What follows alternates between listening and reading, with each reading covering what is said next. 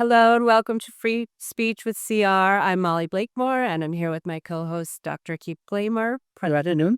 College of the Redwoods. Thank you, and it's a pleasure being here today. And I would like to have our guests introduce themselves, please. Joe. John from the Fort. Sure. I'm John Johnston. I teach philosophy here at CR. I've been here for 23 years. Originally came as an English professor and then moved over to philosophy some number of years ago.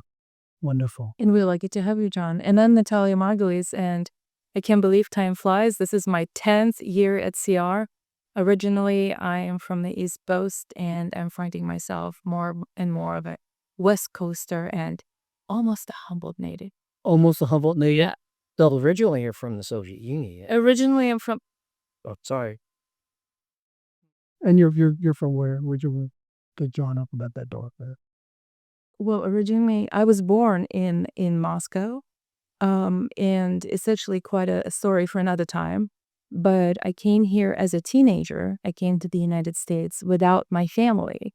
And being from a pretty sheltered background, it was quite a shocker. Let's just say, I expected like a Hollywood welcome. But yeah, close. But you landed in New York. But I landed in Virginia. Yeah. And later New York, and then LA, and now I'm in Humboldt. So yeah. Well, it's thank you both for agreeing to come and talk to us today. Thanks for having us. Absolutely. Let me just lay the groundwork for why we're here today. The conversation about free speech and the conversation that surrounds academic freedom in this country has been under attack by several states and as well as the Trump administration. And we have been awfully careful about how we maneuver through the challenges that we're seeing. And I have been on record to say that the administration will protect academic freedom at all costs, that's a hill that I'm willing to die on. And so that is why we're here. We want to have an honest conversation about academic freedom, what it is not, some of the concerns that faculty have in the classroom. And so I'd like to start that conversation off and forget. So I wonder, John, can you talk to us about what is actually academic freedom and how does it differ from free speech? Well, okay, that's a big question. That's a good one. So academic freedom as a concept is usually broken into three areas. So area number one would be the freedom of professors to research and publish. And the second area would be the freedom to speak on their subjects in the classrooms. And then the third area is a little broader, which is the freedom to speak on matters of public interest, matters of institutional interest, and later that becomes to speak in forums of shared governance. As a concept, just broadly speaking, academic freedom has been around since at least the 13th century. The folks in the monasteries would talk about the importance of being able to be free in their theological pursuits. So the idea of being a free inquiry has been around in intellectual circles for quite a bit. It gets kind of its first formal articulation by the philosopher Immanuel Kant in the very late 18th century. Well, okay, I had to read Kant. Okay, yeah, he's okay, big. I guess. Yeah, and he wrote a paper. I think it was called "Conflicts Among the Faculties." I think that was what it was, and he argued that we should break up the faculty in the university into two broad categories: the higher and the lower. And the higher faculty were in law, medicine, and theology. And he argued that these people are servants of the public, and so they really have to be tightly bound in their inquiries and their pursuits. But those what he called lower faculty, which included philosophy, art, music, math, they needed to have the freedom to pursue their ideas and not have to be bound in by the same strictures as those higher faculty. And then in the late 19th century, as universities are really spreading across the country here in America, there starts to occur conflicts between members of the public, powerful members of the public, and universities. So they see professors coming out and they're speaking in favor of trade unions, or they're speaking in favor of a particular religious perspective, and this rubs people in the community, some in the community, the wrong way. They appeal immediately to the university president and say, I don't like what that person is saying. And then that person might be punished, might be terminated, might have the whole program demolished. And then in 1915, after a number of these events occur, the American Association of University Professors comes out in 1915 and they say, look, we need to embrace academic freedom in those three areas that I articulated initially. And they issued a formal paper. And this starts to spread. And then in 1940, it really starts to spread. They issue a sort of revised version of this statement it's called Statement on the Principle, or Statement of Principles on Academic Freedom and Tenure. Yes. Okay. And this becomes just a flashpoint, not just in America, but worldwide, because universities start to look at the statement of the importance of academic freedom and tenure, and they start to embrace it. But the problem is that the most that could be done is to censure a university that they believed had violated these principles of academic freedom. It's not like it's a legally binding document. It's a set of principles that they've articulated that they think universities should adhere to. And if there was a charge that a university wasn't adhering to those principles, then they would do an investigation, and they might put a university on the naughty list. But that doesn't have a lot of teeth to it. And so then to get teeth into the principles of academic freedom in the 1960s or so, individual faculty unions start to establish in their working contracts, either individually or collectively, their bargaining agreements, start to establish these principles of academic freedom, and then they become sort of contractually enforceable. Yeah. So go ahead, Molly, please. Well, I was just going to say, I was going to ask, so that's like an understanding of where it came from, but what are the practical implications of it in the classroom? Why is it important to have this academic freedom in the classroom? Well, I mean, I was just going to add to what John was saying, because the initial question was the difference between academic freedom and freedom of speech. We asked that question. And, it's hard to see in a nutshell because, of course, they kind of walk together and then they branch out. But if it were to be reductively formulated, I think is the difference between the pursuit of knowledge and knowledge within a field. So within the guided parameters, pursuit of knowledge and truth, this would be academic freedom side, right? Versus freedom of speech, it would be the ability to express your ideas and opinion no matter what, as long as this, without persecution from the government. So may I take that a little further then? Yeah, please. Well, So are you suggesting then that faculty, even though they have the academic freedom within the classroom, they don't actually have the freedom of speech within the classroom? Is that what you argue? whether they have a freedom of speech within the classroom, kind of, and this is more of a legal distinction. Yes. Because I think the condition of time and place applies both to faculty and to students alike. So yes, the professor can set, it's like my turf, my classroom, right? They set these rules. And these rules align with the rules of the academic institution. But I believe, and this is an interesting question, that a professor may not express, let's say, hate speech within the classroom, but as a private citizen, they would be able to express it, let's say, on X, formerly known as Twitter, as a private citizen, right? So this is the distinction I see. Does that answer your question? Yes, sort of, which leads to other questions. John, were you about to add something to that? Well, I think that the distinction between just freedom of speech and academic freedom within the confines of the classroom, the classroom is a particular environment where faculty are there to operate as professionals, and there are professional guidelines for our behavior. So like Natalia says, I can't go into a classroom and start engaging in harassing verbal behavior with students, because that's in conflict with the professional standards of teacher. And I wouldn't be able to claim that, well, I have the freedom of speech to call students whatever names I want to. That's my freedom of speech. And somebody said, well, no, there are ethical standards of behavior that you are obliged to adhere to when you're in that classroom with students.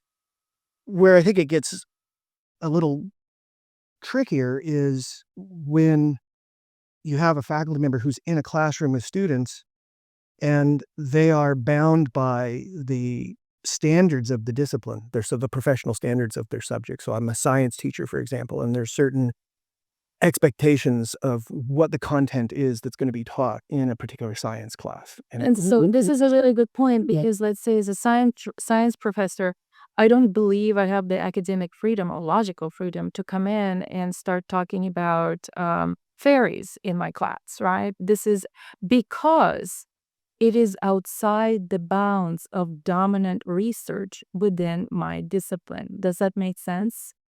But there's a fine line here, because one of the things that academic freedom is supposed to protect is the professor's ability to challenge disciplinary orthodoxies. Exactly right. Right. So as Natalia says, yeah, I can't go into the science classroom and start teaching, here's why evolution isn't true. Oh, I could go in and teach, here are the arguments against evolution. But I would assume the assumption in the science classroom is we're going to operate off of these established scientific principles. This is what I was trying to say, and even though new ideas can be uncomfortable, new ideas about theories are not just uncomfortable in a science class. They are inappropriate because they exist outside all research and hegemonic discourse. Right, but somebody might come forward as something, not the fairies, I don't think they'd come forward, but somebody might come, okay, so Like prove a fairy, is it? well, they might come forward with a very revolutionary idea that perhaps reality isn't constituted only of physical material things, right? Not necessarily pointing at fairies, but maybe based on some research that they've done, they think they can make a compelling argument that there are limitations to science, let's say, for example. I think this is well within the bounds of academic freedom. Yeah, I think it is as well. And then the problem becomes, well, what happens when that faculty member's colleagues don't agree with these challenges to the established principles or orthodoxies of the discipline? But that's because academic freedom is not absolute. It exists within the field of power within its own discipline. So, within art history, there are some hegemonic discourses that place more emphasis on certain ideas over others, and to stay on the right side of that, if you don't, you risk the wrath of your colleagues and the establishment. No, it happens left and right. And also, isn't it true that you can't be teaching philosophy in a science class, or you shouldn't be? You should be bound by the subject matter that you were the expert on. So you're not going to take politics into a math class, or that's not protected. There's certain parents are better than others. But what if you can do that, actually? Because science is deeply philosophical at its core. You can, of course, teach math and art together as well. These are fantastic interdisciplinary connections, but some of them are more logical than others, absolutely. Well, I have heard, so an example I've heard about where you think that there wouldn't be any justifiable crossover between politics and another discipline. I've had math faculty and statistics in particular talk about the pushback they would get from students when they would give them statistical problems to analyze that had to do with incarceration rates or some other political issue. And so, are you going to make statistics meaningful? Well, if you want to, you're going to have it applied to the real world, and then instantly becomes political. And then what's our stand? What's our stand? In terms of, okay, for example, in our world today, we have parents, students, communities that are questioning what we teach in the classroom. And how much influence should that they actually have? Can we flip it? Oh, please. I want to ask you, as the administrator who I think sort of at the end of the day answers for the health, well-being, and standing of the entire institution, and shields the institution from the risks, both internal and external. So I just wanted to flip it, and see what they can do. That is a great question, one that I actually think about every day because I know it's coming, and it has come a couple times to my desk, is I will always protect the faculty's right to teach their parishioner. And the outside world should not have any influence over that. Now, I would rely on the faculty union and the Senate to take a look at that and give advice on what the next step should be, right? Because I don't want CR to go the way of other schools like Harvard or Brown or Texas schools, to say that if someone lodges a complaint about a faculty member is teaching this and my kid doesn't like it, therefore the faculty should be fired. That has happened way too often in this country. That should never happen. And that will not happen today. And what are they? I'm gonna throw a very comfortable what if hypothetical at this. So, in a vacuum, Yeah. this is an honorable and just direction. But considering that today's influence is exerted not just, by a single email or, a few opinions expressed in private, everything happens extremely publicly. It does, yeah. Right? And that's the foremost challenge that we have to contend to, as instructors as well. What if the pressure exerted on administration came in the form of threats, a social media storm, TV cameras showing up in scores at our doorstep, saying, they're not going to tell you change or else, but the pressure is going to be so public and so uncomfortable that some action might be necessitated. This is a hypothetical. We don't have to go there, but No, actually, it's a great question because I think about this every time I turn on my computer. Some email comes to me.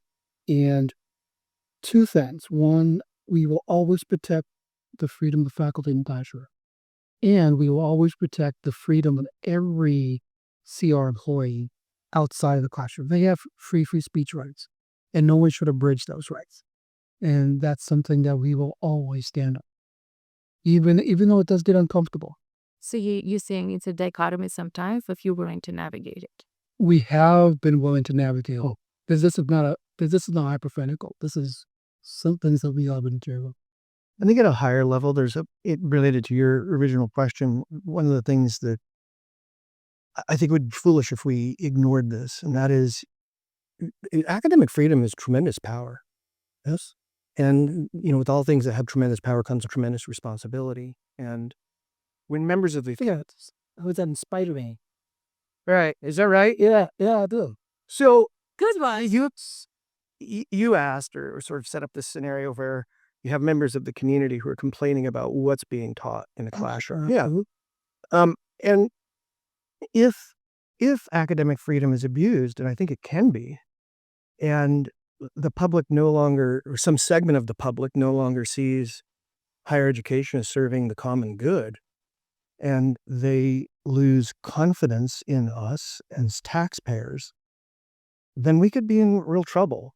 We have to have the confidence of the communities we serve, and that requires us to use our academic freedom responsibly, and not to use it as an excuse for advancing, a personal perspective or a personal political agenda. And I think if you look at studies over the last 5 or 6 years, there's been an increasing number of the population that is, in fact, I think I read it this morning, there was a Pew study that was done in, I think, 2019. Actually, we used that, but yeah. Okay. And it said it was like 32% of the population thought not that universities weren't serving the common good, but they were actually doing harm. Yeah. And if we ignore that problem, we're in serious trouble. But the converse is also true. That if you cave to outside pressures within the classroom, you're going to lose a lot of respect and credibility at a professional level.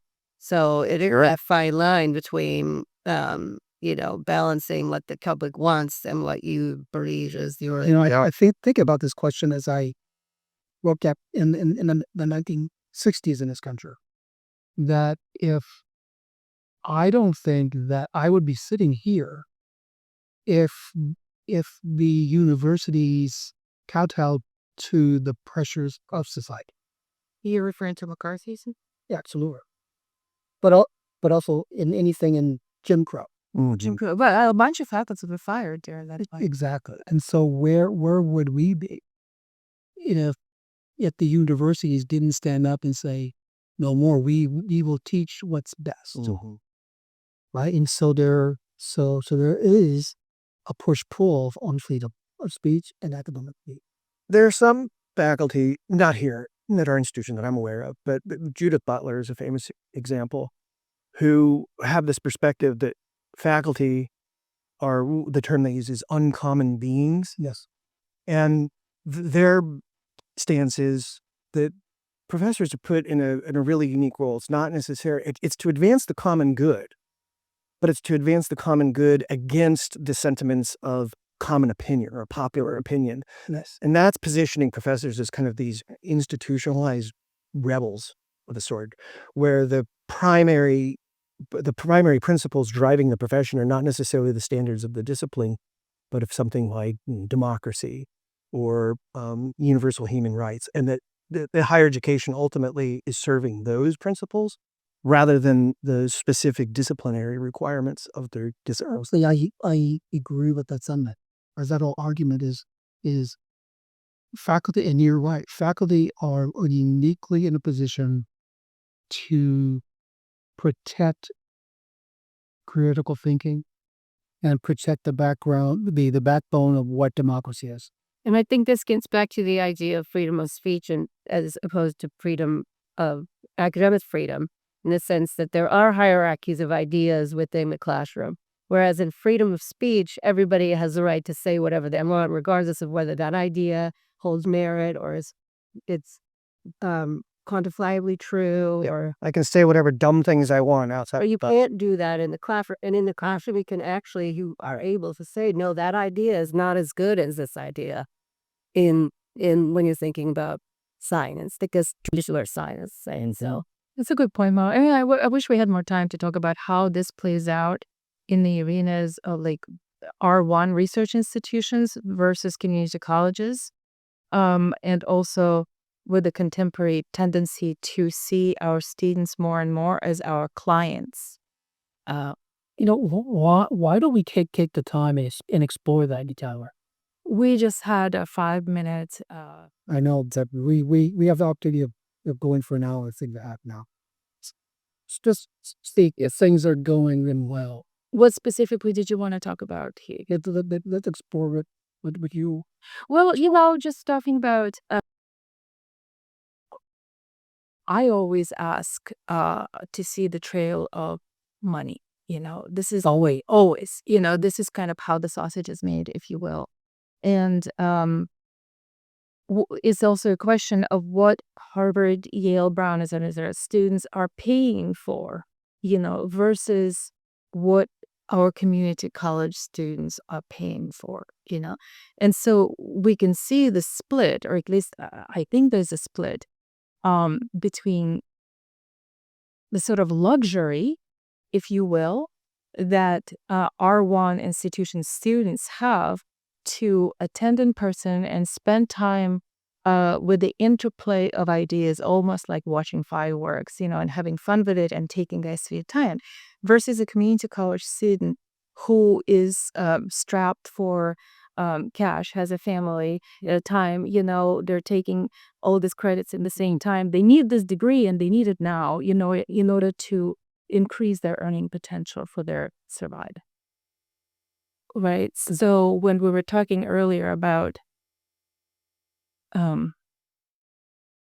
challenging our students, and at the same time serving our community, that's a tension as well, because a part of our community comes from more conservative backgrounds, and what are they here for? Is a question in my mind, if they're going through the police academy, for instance, are they here? And I don't want to make any generalizations. It's a question, are they here to be challenged in their worldview? Are they here to get skills and get out? So let me follow up there. Yeah. And I don't think this is what you're saying, but let me ask you. Sure. Yes, sir. Are you saying then that we have to make a choice between satisfying what our community expects and giving and challenging our students' way of thinking? I need to drink a bar. Please get the pause, because then it's good getting into, in my mind, what the purpose of higher education is. Yeah, we're getting into the weeds here. Yes. So actually, that's what we're here to do, is getting into the weeds. This is a big conversation. Well, and I think of it in terms of like, are you going for a certificate? Are you going for skills building? Or are you going for the degree that will lead to a transfer? I mean, in that case, that's why we have you do all the other things that are more in line with the traditional idea of, the university and the critical thinking and the exchange of ideas. But yet it doesn't. If it really matters if they're getting a certificate or degree, Yeah, we're trying to capture those students as still well. trying to capture NI and pushing them beyond what they used to. Yeah, we are just through all the CORs that we have here that I have seen, the challenge all the students regardless. But I'm saying I see that what happens is sometimes students come for skills and then they get exposed to all of the other things and they stay. It's just a matter of being in the classroom. And yes, and then they may go further in their education, which, I mean, that's part of what we're supposed to be doing, right? I think, just getting to that question of what is a community college as opposed to what is, an R1 university. I mean, I think regardless of the setting, as a teacher, I'm not going to use the highfalutin word professor. As a teacher, as somebody who interacts with human beings, I have to exercise nimbleness. Nimbleness of thought, nimbleness of reading the room, nimbleness of how far I can push it at any given time, going in small increments, and so on and so forth. So there's no inherent contradiction in my mind in serving all communities. But there is a kind of EQ that needs to be exercised. Like you meaning emotional quotient? Yeah, okay. Emotional intelligence is to be exercised. And there's no contradiction with that and academic freedom in my mind. Would you know, John? Yeah, I don't see a contradiction. I see and maybe I'm reading too much into your questions, but I see this, going back to your point, Molly, I see some potential problems in how we answer the question, what is the purpose of higher education? What is it that academic freedom is serving? I think about, colleagues that I've had, my wonderful colleagues, who believe that our purpose is to make better people. And I've had colleagues say that explicitly. And whenever I hear that, I always think like, boy, there's a lot of assumptions built into that. One, that you know what a good person is. And two, that you are so thoroughly knowledgeable about what a good person is that you can actually make more of them. And that's when it starts to sort of slip off the rails a little bit for me. So I'm thinking about your comments about the diverse community that we serve. And kind of what I hear you saying is, I've got to be able to look out at this group of very diverse people, and I've got to figure out how to meet all of their needs. And I've got to do it in a way that it advances their learning in a particular subject, which all makes sense. Without alienating them. Well, yeah, and without trying to co-opt who they are as people.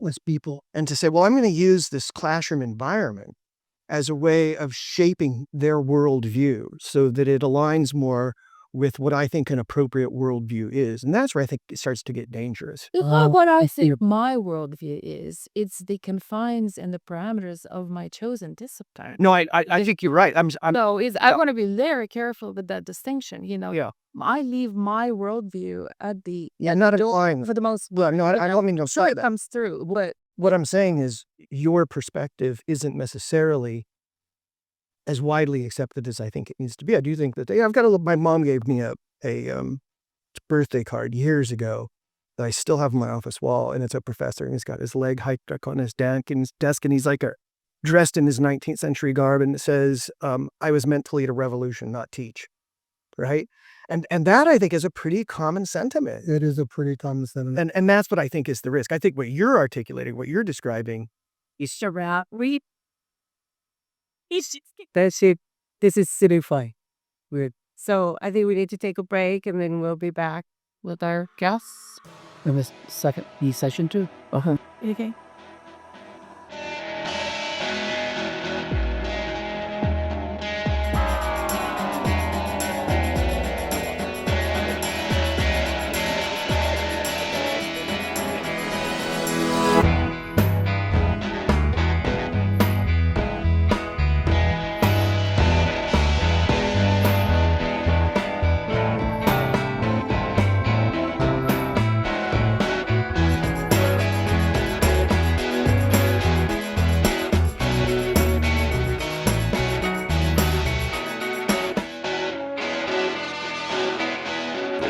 fake me, bro.